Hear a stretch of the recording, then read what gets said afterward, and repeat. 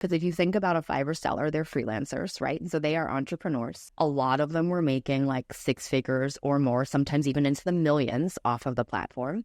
And I'm like, okay, not only am I curious about them, but I want to be one of them, right? Like I want to be making millions of dollars selling my services on a platform that could reach the entire world. Hello, you guys. Welcome to another episode of The Exit Whisperer. I am Carrie Kirpin, and I am so excited for you to hear this interview today.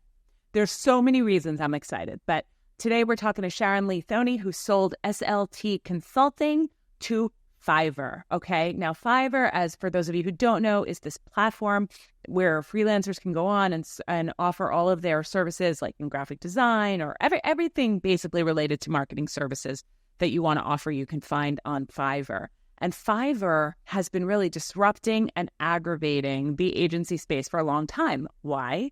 Because whenever you're an agency and you're pitching, somebody would say, well, I can get this for less expensive on Fiverr from a freelancer. Well, if you listen to Sharon's story, she actually built an agency of freelancers and then sold it to Fiverr to help build out a program that would address those concerns. And she is now working for Fiverr, building out their agency product, which is already live, how they're working with agencies. And she did it in the coolest way. One of the insights that I love from her, and this interview is top notch, okay? But one of the real things that I love is that she was acquired by a partner she was working with. Like she was working on Fiverr and was acquired by them. And I think that's something that so many of us don't think about, right? We think about, oh, we have to list with a broker. We need to list with an investment banker. We need to do an auction, anything like this. But the reality is sometimes the people who will acquire you are people you already know. So I can't wait for you to take a listen to Sharon's story. You're going to love it. Here we go. She just sold her company.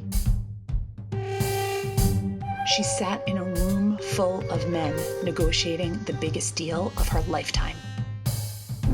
Wait, she sold for how much? I can't even believe she managed to get double her valuation. Let's keep this just between us.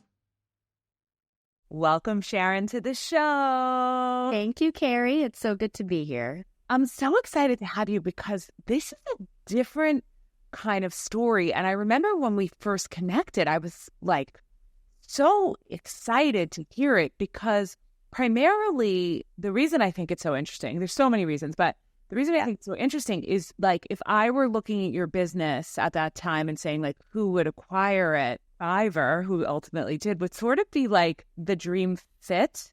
And so I wanna go through the whole thing. So Sure. You built SLT Consulting. Tell me how it started. Okay, so we were founded in 2018.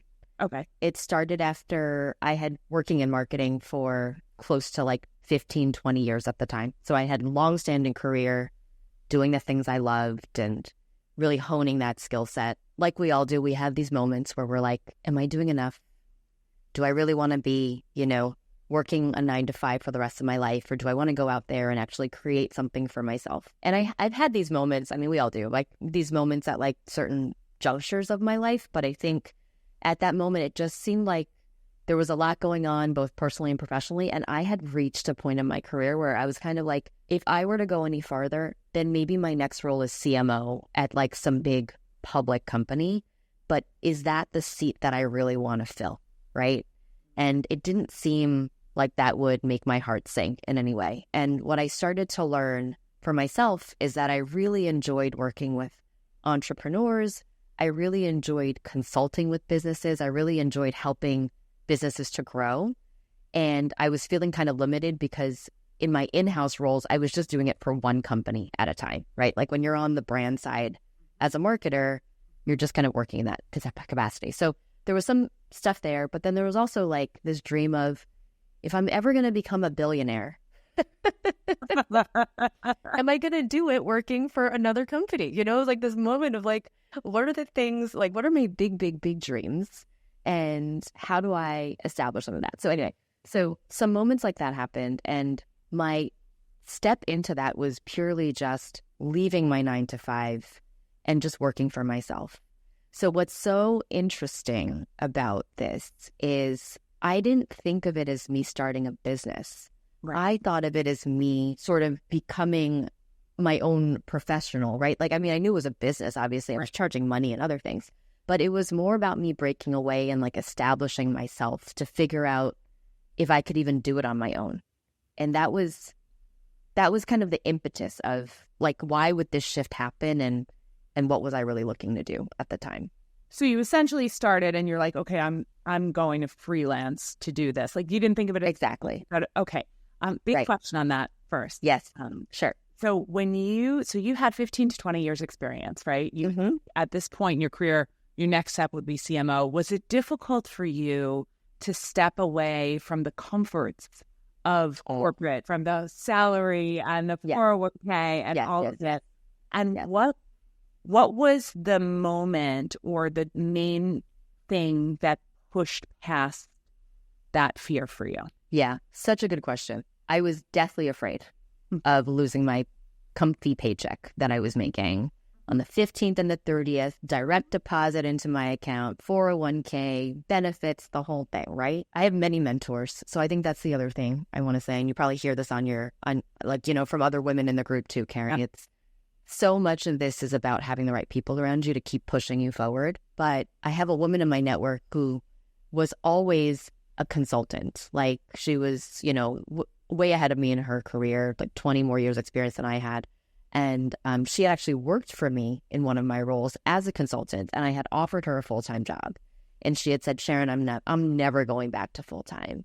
And at the time I was like, that's so weird. Like, that's such a weird thing for someone to say. Right. But I'm like, she's probably like, she was older than I was, and she had a lot more life to live. And I was just thinking, like, she probably just likes to travel, or, she doesn't want to be in an office every single day. And I brushed that aside at the time, but it always stuck with me because I was always so interested in that mindset of why would someone not want, like, I was basically offering her this great opportunity, and she was like, no, I like being on a contract, like, just renew me for another 3 months or whatever. So I actually called her up and I was like, listen, I am really kind of struggling with where I am right now. And I'm thinking about leaving and becoming an independent freelancer or a consultant or just starting my own thing. And I don't even know how to start. Like, what do I do, And she had said, well, what's preventing you from doing that, Sharon? You've built this huge network. You have all this experience. You're better educated than most of the people I know. Like why wouldn't you, just take the leap? And I was like, money, being afraid of not having money. And she was like, that's easy. Figure out how much money you need to feel comfortable. And I'm like, what do you mean? And she's like, whatever that number is. So if it's $5,000 in a savings account or 10,000 or 100,000, but whatever that number needs to be for you to feel like you can at least experiment temporarily, right? Like, it doesn't have to be a 5-year plan. It can be a 3-month plan.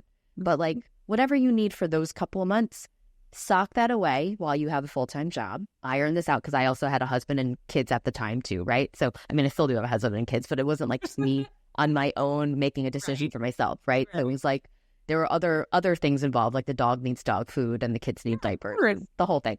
So she was like, so, whatever that number is for you and your family, put that into a bank account, a savings account, and then you'll have a cushion. And I was like, that's so simple and so easy. So I did that. I think my number was like 3 months of expenses or something, it wasn't like extraordinary. Right. And so I did that. And so when that time came, I was like, oh my God, I still am so freaked out. I can't do it. So what did I do? I called her up again and I was like, I have to talk to you again. Like, I can't figure this out. And she was like, so what are you afraid of now? And I was like, well, and at that point I was working full time and I was already doing some side hustle freelancing on the side. And I had said, well, I'm afraid that my freelance income isn't going to be equivalent to my full-time income. Right. Like, things are good now because I've got basically 2 streams of income. But what if I lose all my clients? Or like, what if, I don't know, just what if things happen and I can't actually pay the bills? And she had said, well, then that's easy too. Figure out when you're going to get to a point where your freelance income equates your full-time income, and then you have nothing to worry about. And I'm like, yeah, that's duh, right? It's like, when you boil it down, like, okay, so I like took a moment, I got off the phone with her. I was like, let me just take a look at the projects that I was already working on and anything in the pipeline. And I just opened up a spreadsheet and I kind of plotted out, like, the next 3 months, I'm going to, make this much money. And then I put my paycheck amount, like whatever we were collecting after taxes, on like a different column. And I was already making the same amount of money. Yeah. Freelance and my full-time job were bringing in the same amount of money. I so appreciate you sharing this. It's actually not something I normally ask because we go to more of the sale part, which we will get to. Right. It's not only is the advice so practical, I just want to share, like, even after I sold a company and had a nest egg and was launching something new, was leaving the acquiring company, which paid me a paycheck. Right. Well, I sat down with that exact spreadsheet. And so it's so helpful. It's so practical and simple, the way that you just explained what people need to do to actually leave. So you leave, start your freelancing business, you have this plan, you replace your income. How did it go to having like 30 freelancers under you and building like a business of stuff? When does this go from Sharon Freelance to I've got 30 freelancers working under me? It goes berserk. Like, Carol, like, as you know, like, life of an entrepreneur is crazy, right? So I'm off now. I'm like, great. Like, Stella has given me this great advice. I've like got all these clients. I've got my savings and then, in my back pocket. I've got my freelance clients, like, talking to me, and I'm doing a good job and I'm hustling. And at the time, it's really just me. Like, there's no office, there's nothing. I'm like, I was living in New York City at the time. I would literally have my laptop out in the middle of a public park to get free Wi-Fi to like email clients back. I mean, it was absolute insane. I was like hustling like crazy. And my kids were really little at the time. I think one was in preschool and another one was in like second grade. So, I was like dropping them off at school and doing the whole mom thing and absolutely nuts. But when you do a good job, people want you to do more of a good job. Mm-hmm. And so my little book of clients doubled and tripled, and they wanted more work from me. And they started to ask me for things that I'm not a specialist in, right? So anything from like graphic design, which I don't do, or coding, which I don't do. So anything marketing strategy related I was doing, and I was running some ads for people. But anything beyond that, they're like, this is great. Can you do our brand book? And I'm like, I can't. But I know someone who can.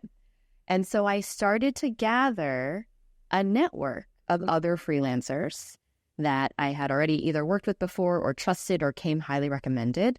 We were like this core little band of just like little rebels, and like everything from working out of coffee shops to just figuring it out, pulling all-nighters for pitches. It was such a magical time. And that slowly grew into an actual agency where these folks and myself were working together regularly, where we were pitching for some, much bigger contracts, where we were winning clients together. And they too were kind of also functioning as independent consultants and really loved the team dynamic. And I think that's where the magic happened. It was the fact that I was building an agency of freelancers and allowing each person to show up as an entrepreneur. And most of them are women as well, showing up as her full self as she needed to, kind of going through the same struggles and balances, trying to balance life, trying to figure out, when that next big contract is coming, and being there for each other in that way. And so that just organically grew, and the business just basically exploded, and it became this huge network of really talented folks that I was able to handpick and put onto projects at the right time. And then it grew from there. So you basically built this collective of freelancers who became an agency. Correct. How do you end up attracting like the largest platform for freelance talent? For those of you who don't know Fiverr, it's where you go to get anything. You can hire a freelancer for just about anything. It is a very large, very well-known platform that is often the bane of an agency's existence, because they'll say, I could hire this agency, or I could go on Fiverr and get it for expensive. Exactly. How do you go from building this agency to connecting with Fiverr Yeah. This happen? Yeah. I think a lot of it is connections and network, and also doing a great job, right, overall. And so I got connected with Fiverr when they came to me to ask me to create a social media course for them. So part of what I was doing as well while I was consulting was teaching. So here's a tip for anyone who's got a services business, right? If you put yourself in a room as a thought leader or the expert or an instructor, it's a great way to get new business, because you're standing in front of a room of 30, 50, 100, 1,000 people talking about the thing that you're really good at. And then at the end of that, folks are going to come up and probably want to hire you for your services. So I was doing a lot of teaching. Fiverr, I think they just found me on LinkedIn, to be honest. The person that I initially talked to, it wasn't like through any kind of common contact, but they reached out to me and they asked me to create a course for them. And it was the beginning of what became the Fiverr Learn platform, which is training and courses for sellers and now buyers on the platform.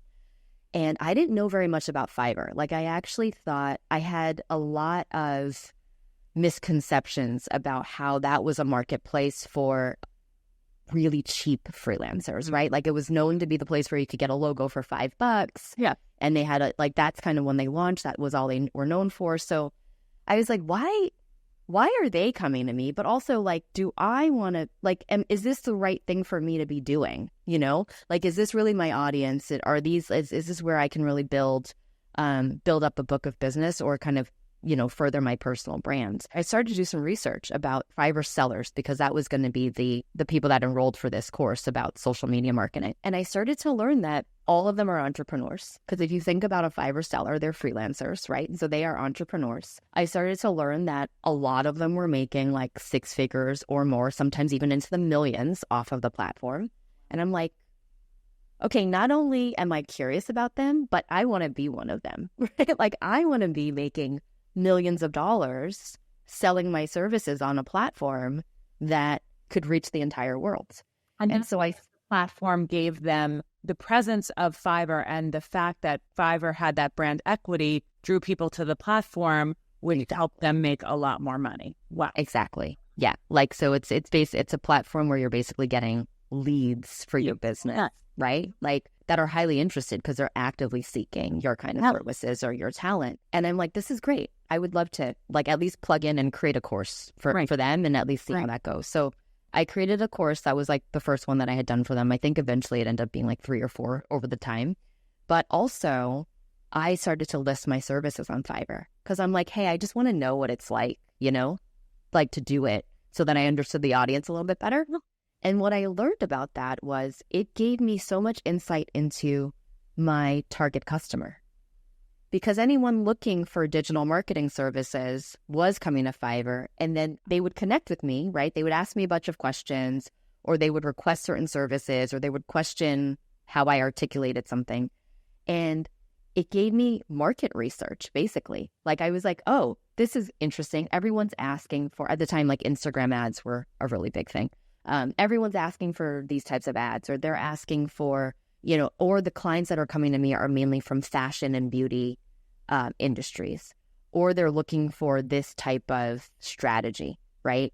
And it also helped me to figure out then how much to charge for my services too, because then I was able to experiment with, well, if this thing is $50 and this other thing is $500, what type of clientele is going to come for each of those? Fiverr actually helped me to build my business offline. I tell them that all of the time. And I think a lot of freelancers definitely use Fiverr in the same way, where it became my sandbox to experiment with how to articulate and position myself and my team.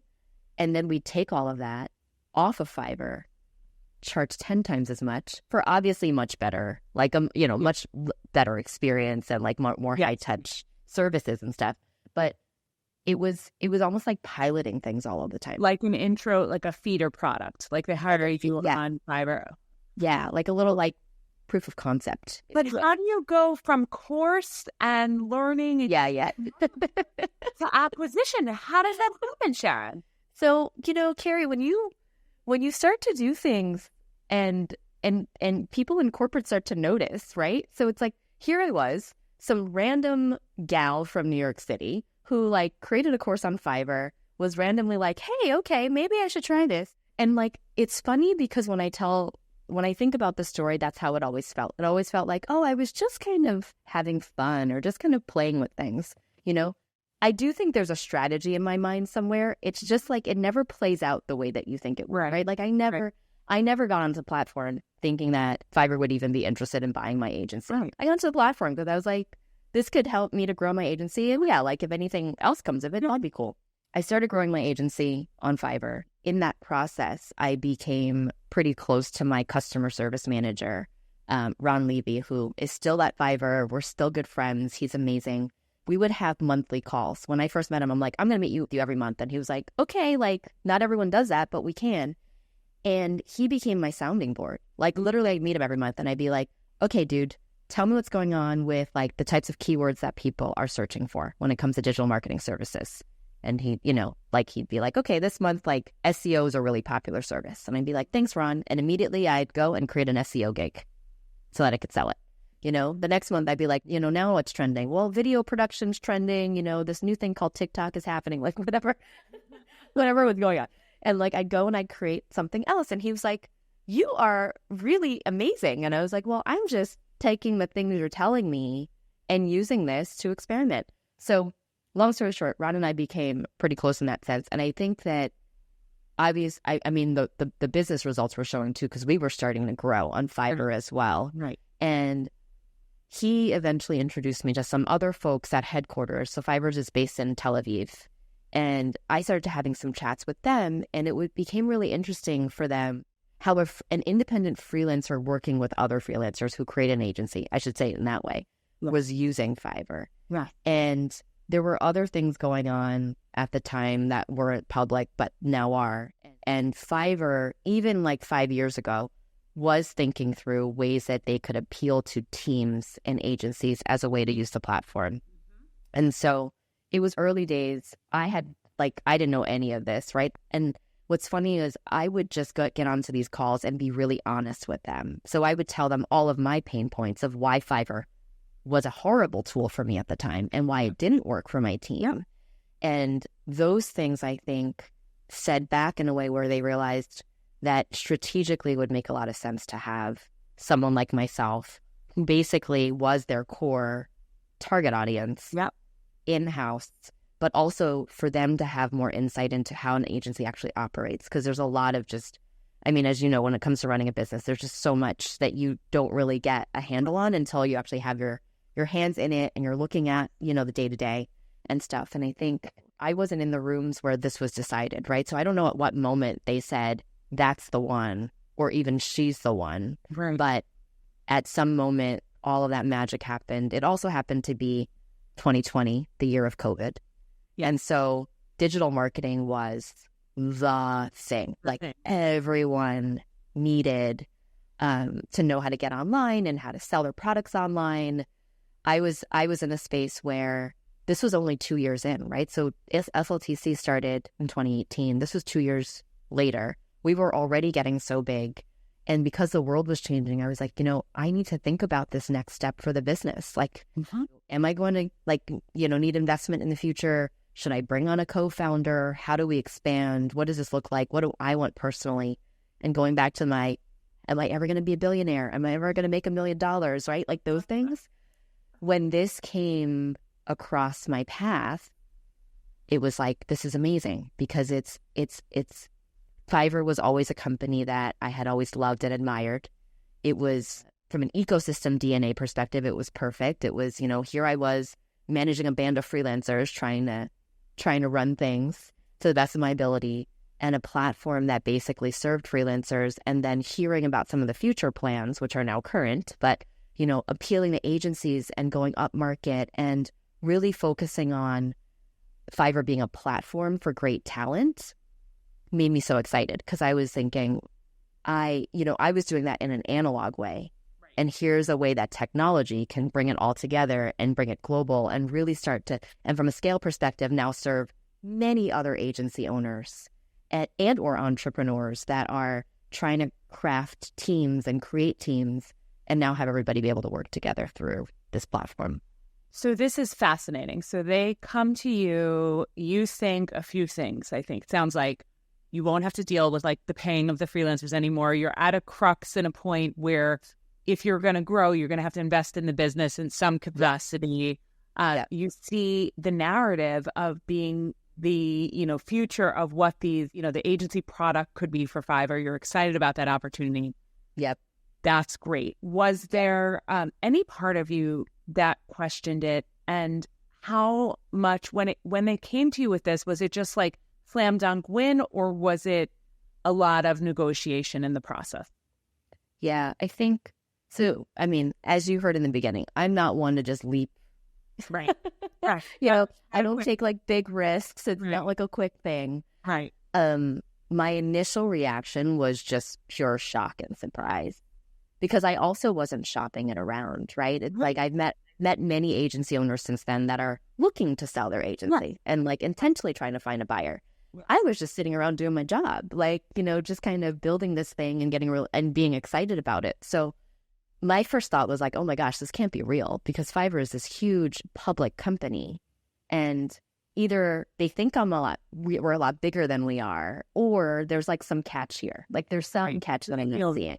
Yeah, it just didn't feel real. I remember calling up my dad, and he was like, are you sure this isn't a scam? Like, did you get an email from a prince from Nigeria asking you to... I feel that's a very dad thing to say. Yeah. Yeah, he's like, wait a second. And I had, talked to a couple other people in my network where it was just like, they were like, wait, this, like, there's got to be something else. But then I also talked to other folks who had sold their businesses. Mm-hmm. And I feel like, Carrie, you and I spoke back then as well, right? Yeah. So you were one of them. There was another woman from Chief, which is a group you and I are part of, that I had spoken to. And a side note for later, one thing that I noticed in my process of just trying to like curate opinions was that besides you, Carrie, and that other woman from Chief, there were no other women, none in my network or my networks that had sold their businesses. Like we were one of two people. Yeah.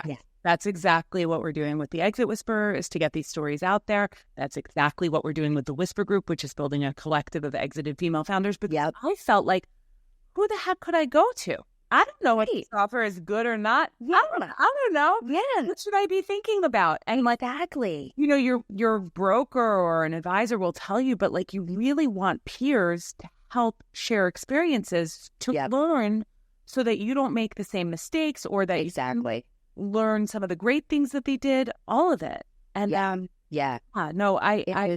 totally, it was mind blowing. Like, and then the people that I did speak to who had exited, all of the men except for you and this other Chief member, their perspective was so different than the ones I had gotten from you all, right? Mm-hmm. So when I was talking to male founders who were, usually serial entrepreneurs. So that's the other thing I thought was interesting. These other men who had sold built their companies to sell. Like that was, they'd start something, they incubated or invest in it like for a couple of years, and then usually within 5 years or so, they've exited. Like they build, they exit, they move on. And talking to you and talking to this other founder, the things that we had built were such a core part of ourselves. Like, I don't think any of us, I mean, you're off to other things now, but for that first business that you build, you don't intend to sell it ever. That's right. Especially when we're opening businesses, it's primarily that we don't subscribe to the infrastructure that's been built for corporate America. We want our own time. We want to be able to be mothers and have a lifestyle business. And when you have a lifestyle business, you're not thinking that it can be sellable. But the thing is, it can. So that's the thing for me. Yeah, the Whisper Group is like, okay, I need to show them that that's possible, because you're exactly that story. And so you get this offer, you don't believe it's real, but you proceed. Are there things that you're really proud of that you negotiated? Are there things that you wish you had handled differently? Are there any things that you can tell us just for feedback when women are entering into this space? Yeah, I think things that I'm really proud of, and I was always really upfront with them on, was that I wanted to still... So the acquisition offer was always one where I would go with the company. Like, it was never I'm going to build this thing. And they weren't going to take the agency. They want you. It's not for hire. Yeah. Right. And so I wanted to still be able to run the company the way that I wanted to run it. Like, because it was mine, there's like a lot of core principles that we abide by, but there was also just like, I didn't want my vision for how the company would be to be taken away with that acquisition. And Fiverr was great about that. They were like, yeah, no, you're the expert at running an agency. So you keep running that agency and you do it however you need. And obviously there's, financial targets and all of that stuff, right? There's like the business side of it that obviously we have to align on and all of that. But it's been great because it's been 4 years now and I'm still the CEO of the agency. And obviously I do report back to headquarters and corporate, and I have a manager and all of that stuff. But I get to run my team as if they're my team, and we're a wholly owned subsidiary. And it's like we're on this little island of our own, and I get to keep us in our bubble, and it feels it's definitely connected to the work that Fiverr's doing, but it's still very much all of the stuff that we do off of the platform as well. And that's been great because I feel like one of my fears was losing my power in some way, right? I got the autonomy, the power, the decision making. And they've adhered to that. Like, our relationship is still such where I am not fully autonomous, but I am still accountable and responsible. And then the flip side is now I'm accountable and responsible. So I would say like the difference between being an entrepreneur, an independent entrepreneur, and then having been acquired and working for the acquired company is I feel like I have a board of directors now that I have to report to. I definitely have to report back on results and justify certain decisions if they're, if they make a financial impact. I need to always have a plan for growth and scale. Whereas before, when it was just me, it was like, oh, well, we've had a bad month. Right. It'll be fine. It'll be fine. Right. Figure it out. Yeah. Or the opposite. We had a bad month. Holy moly fucking, I don't even know if I can say that. But holy crap. Yeah. Panic when it's all on you is also harder, but it's also easier to just sort of give like a gimme for it. Say like, okay, I missed this month. And then if you miss 2 or 3, forget it. Like the level of panic that would be there. It's amazing that you're still there, Sharon. It speaks a lot to Fiverr, to you, to the relationship, and to making a good choice there. Yeah. What's fantastic. So it sounds like you were able to extract some value, and then you were able to really focus on being a part of their team, which would have growth targets, but inevitably have you earning more and getting you closer to your own financial goals. Yeah, definitely. And I think what's really exciting, especially now, is that the reason why I'm there is now becoming real in the world, right? So that's what keeps me there. Like this year we launched Fiverr agencies, and like it was years in the making, it's one of those things as an entrepreneur where you join a company, you're like, okay, in 6 months we're going to go live with this thing. And like it's been a couple of years, but it's out now, right? So now Fiverr does have services for agencies. Now we really are building tools for agencies, and I get to be such a big part of that. I get to not just do it because because Fiverr owns the agency, but I get to actually reach out to all of my friends in my network that have their agencies and put them onto the platform, right? Tell them about all the great things we have, and we get to grow together.